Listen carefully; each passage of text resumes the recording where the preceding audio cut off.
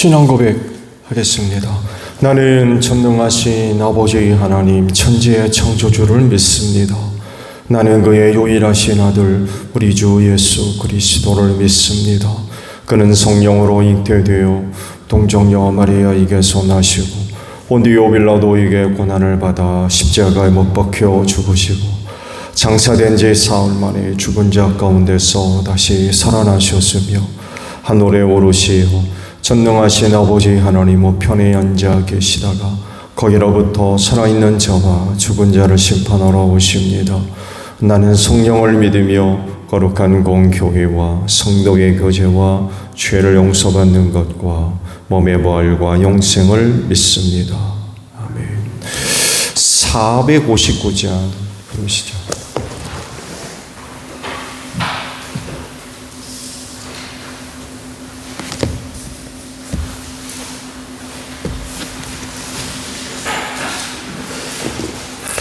(459장입니다)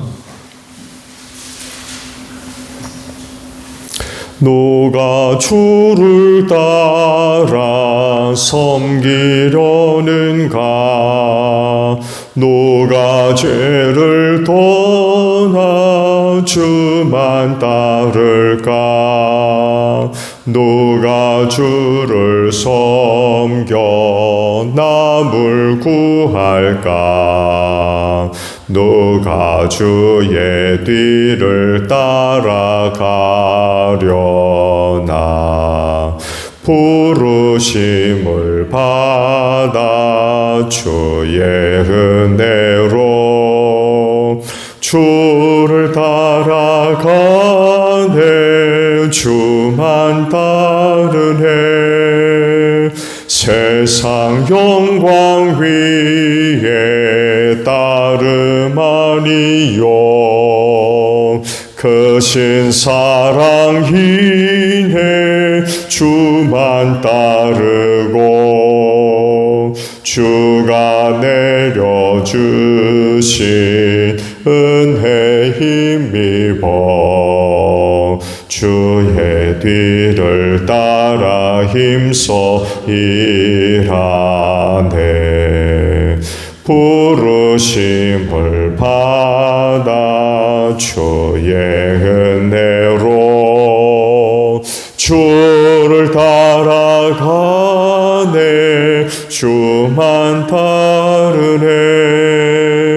환난 핍박 많고 원수 강하나 주의 용사 도우 힘이 강하니 누가 능히 이겨 넘어뜨리랴.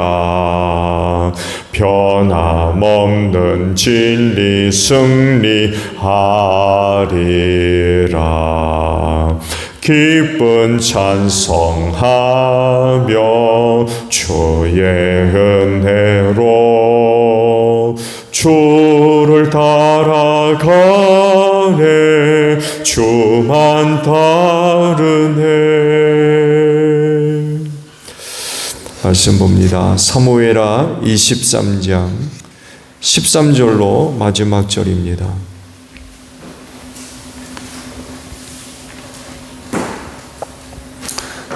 사무엘하 23장 13절에서 마지막 절이에요. 수확을 시작할 때에 블레셋 군대가 로바임 평원에 진을 치니 30인 특별부대 소속인 이 세 용사가 둘람 동굴로 다윗을 찾아갔다.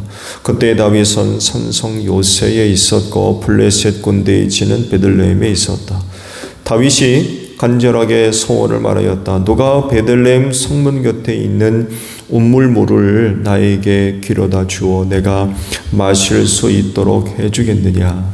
그러자 그 세 용사가 블레셋 진을 뚫고 나가 베들레헴의 성문 곁에 있는 우물물을 길어 가지고 와서 다윗에게 바쳤다.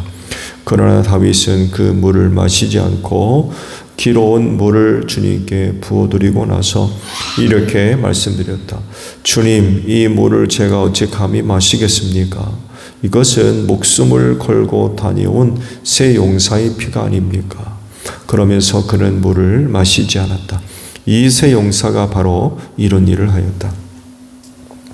스루야의 아들이며 요압의 아우인 아비새는 30인 특별부대의 우두머리였다. 바로 그가 창을 비둘러서 300명을 쳐 죽인 용사이다.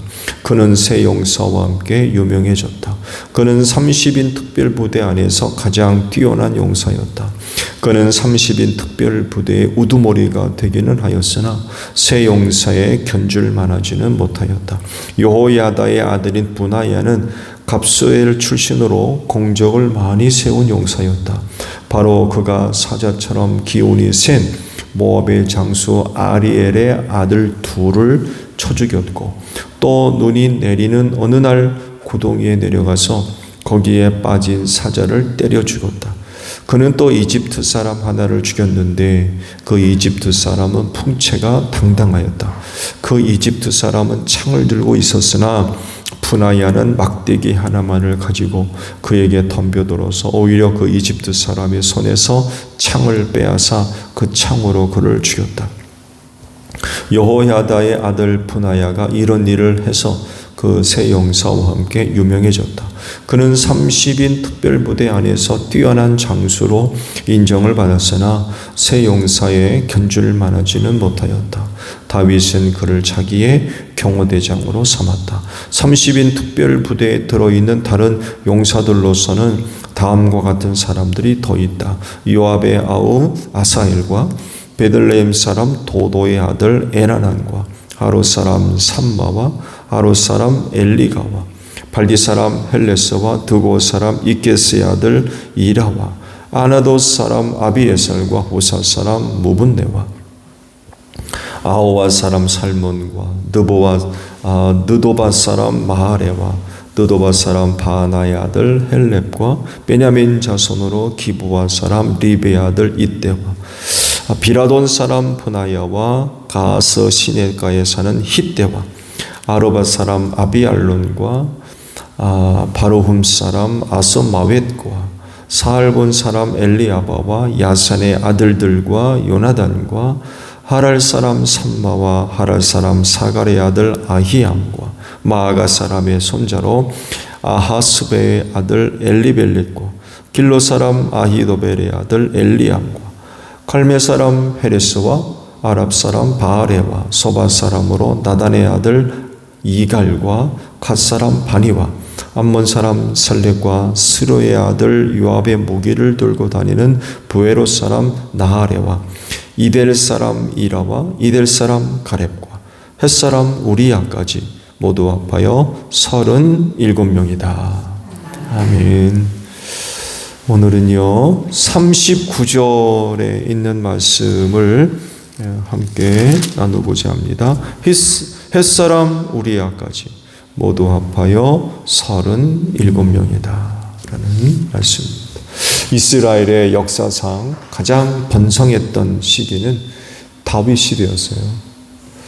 그래서 메시아를 기다리던 사람들의 바람 중에 하나가 메시아가 오면 다윗 왕의 옛 영광을 회복하기를 기대했습니다.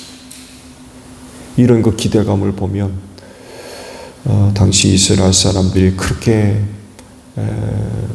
바라던 그 시대가 바로 다윗 시대였다는 것을 우리가 알 수 있죠. 근데요, 그 안을 들여다보면 그 이스라엘의 영광엔 다윗만 있는 게 아니었죠. 오늘 말씀이 바로 그걸 얘기를 해요. 다윗 시대의 영광은 그 한 사람만의 것이 아니었다는 것입니다. 그의 주변엔 훌륭한 사람들이 많이 있었고 또 자기들에게 주어진 그 역할들을 충실하게 잘 감당했던 이름 모를 사람들이 많이 있었다는 거예요. 오늘 성경에는 3명의 장수와 30인의 별동대들이 기록되어 있죠. 이들만 있었겠습니까? 그렇지 않습니다. 유명한 사람들만 기록했을 뿐이지 이름 없는 이들, 어느 곳이 됐든 자기에게 주어진 일들을 충실하게 잘 감당했던 많은 사람들이 있었기 때문에 다윗의 영광 시대를 가능하게 만들었다는 것입니다. 그건 합작품이었어요. 누구 한 사람 말의 것이 아니었다는 거예요. 오늘 말씀의 내용들 보신 대로 다윗 주변에 있던 유명한 장수들 3인을 얘기하죠. 3인의 장수. 얼마나 유명했는지. 베들레헴 성 곁에 있는 음물물을 좀 마셨으면 좋겠다고 한마디 내뱉었는데 이 세 명이 적군 진지로 쳐들어가서 물을 길어오는. 이거 누구나 할 일입니까 이게? 그만한 능력이 있었던 거죠. 그러니까 유명한 3인에 들죠. 그럴 정도의 사람들이 다윗 주변에 있었던 거죠. 용맹할 뿐만 아니라 아주 싸움도 잘하는 그런 그 사람들이 있었던 것 같아요. 또 30인의 별동대, 지금으로 얘기하면 특공대라고 할까요? 특수부대, 특공대. 이들이 또 있었고요.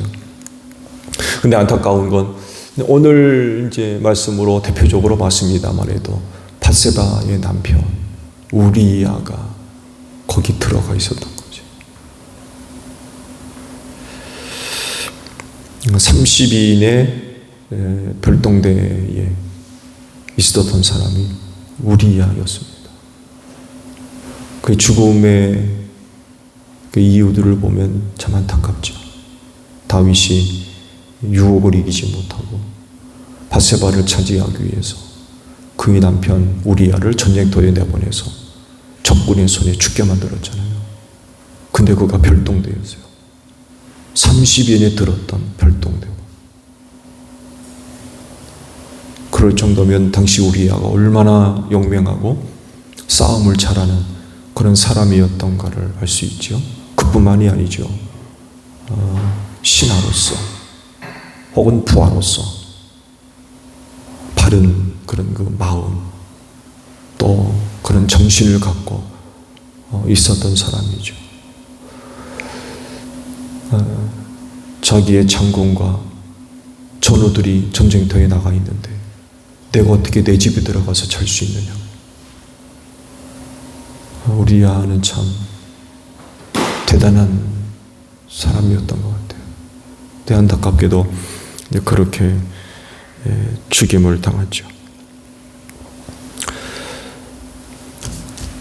다윗 주변에 이런 용맹하고 싸움 잘하는 용사들이 있었기 때문에 전쟁에서 많은 승리를 거둘 수가 있었던 것 같아요. 다윗을 가리켜 전쟁의 사람이라고 부르고 있는데 그가 그렇게 전쟁터에서 수많은 전쟁터에서 승리를 할 수 있었던 것, 그 주변에 이런 그 용맹한 사람들이 있었고 곧 전쟁에서의 승리는 영토 확장으로 이어졌던 거죠. 그런데 이런 업적을 놓고서 지도자가 교만하게 되면 이 문제가 심각해지는 거죠. 자기 잘난 줄 아니까.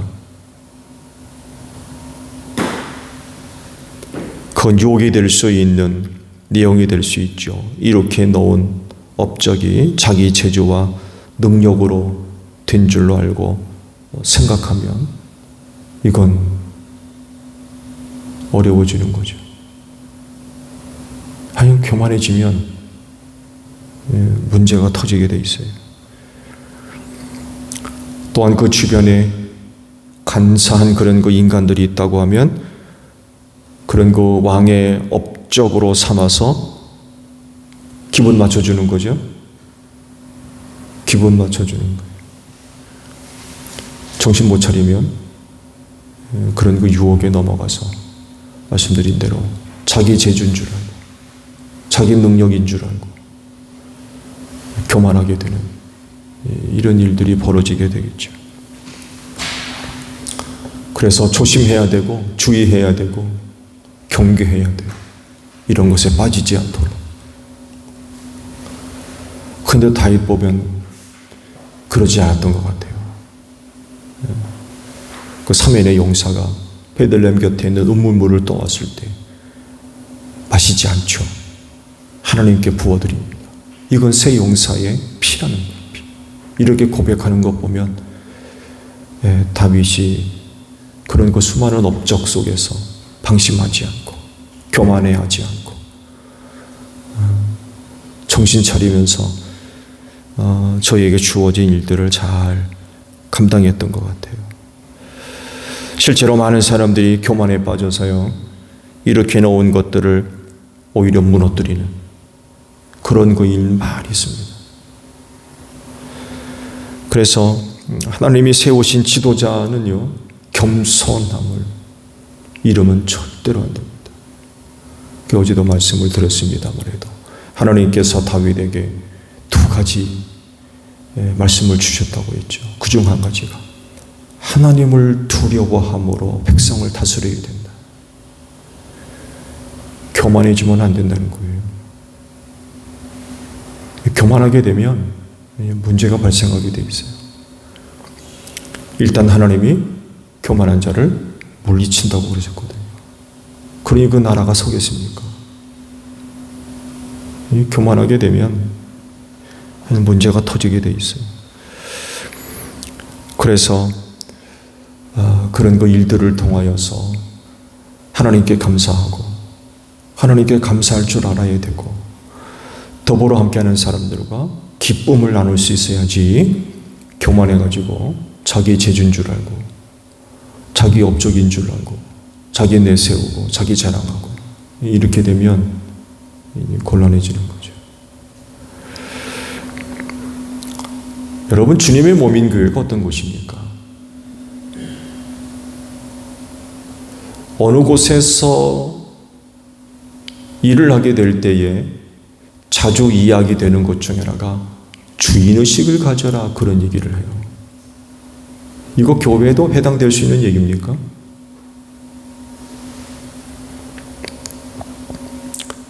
성경은요, 우리에게 말씀하시는 내용들을 보게 되면 오직 주님의 신실하고 충성된 일꾼으로 말씀되고 있습니다. 왜냐하면 교회 머리는 누가 아니라 예수님이시기 때문에 그래요.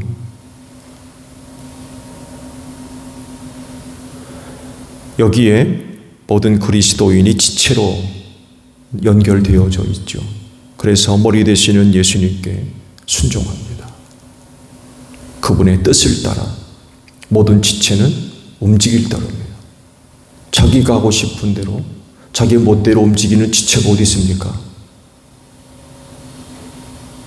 전부 머리에 연결되어져서 그 뜻의 그 명령에 따를 뿐입니다. 그렇게 해야 그 몸이 제대로 서듯 교회도 마찬가지입니다. 이런 특징을 갖고 있는데 그 누군가가 어떤 일을 자기 업적으로 삼아 교만하게 되면 그거 어떻게 되겠어요? 여러분, 교만한 사람 앞엔 하나님도 없습니다. 그러면 사람도 있겠습니까? 주님께 영광 돌릴 줄 알아야 되고 모든 지체와 더불어 함께 기뻐할 줄 알아야 됩니다. 다른 한 지체가 다른 지체에게 나와 같지 않다고 해서 너 쓸데없다 라고 할 수 없다고 그랬어요.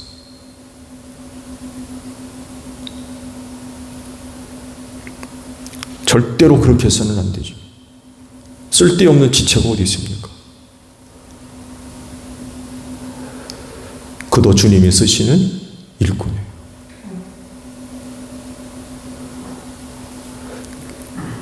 지체는 자기가 하는 일로 영광을 받으려 해서는 안 됩니다. 지체로서의 고유한 주어진 일들이 있잖아요. 그 일로 영광을 받으면 안 돼요.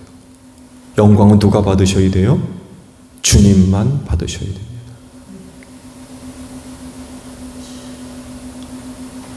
근데 지체가는 일로 자기가 영광을 받으려 할 때 이제 문제가 일어나는 거예요.